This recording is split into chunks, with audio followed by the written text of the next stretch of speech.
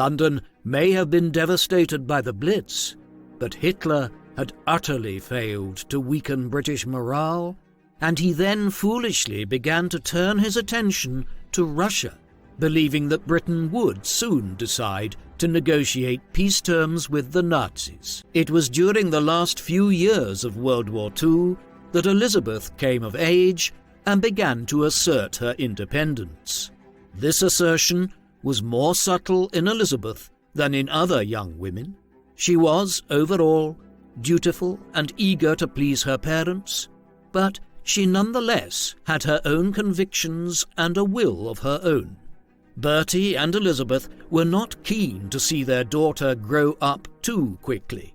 Above all, they wanted to forestall the moment when their family, us four, would be separated. From a public relations standpoint, both the royal establishment and the media continued to treat and portray Elizabeth as a child. Even at age 16 or 17, Elizabeth might still be dressed in an outfit that matched Margaret's, who was over 4 years younger. Elizabeth also continued to live in the nursery wing and complete her lessons daily with Crawfie.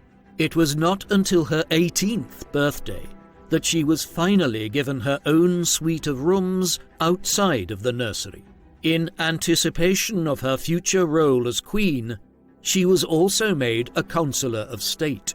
Her parents began to give her more royal duties, including giving speeches at public functions and serving in charitable organizations. Having come of age in the midst of a calamitous war, she was, like many members of her generation, highly practical.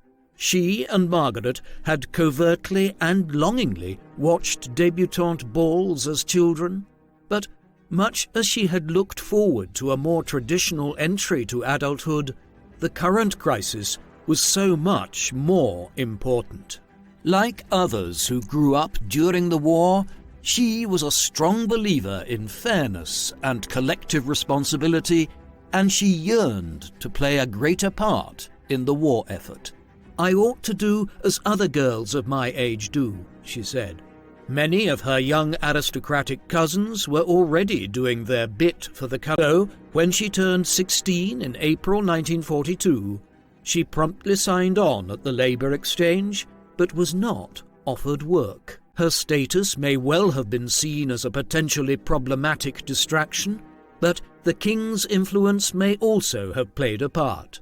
Finally, a month before her 19th birthday, Elizabeth was permitted to join the Auxiliary Territorial Service, the women's branch of the British Army. In March of 1945, Elizabeth began training as a driver and a mechanic.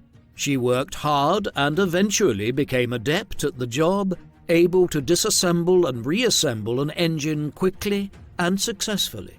And yet, like her Girl Guide troop, a certain amount of authentic experience remained out of her reach.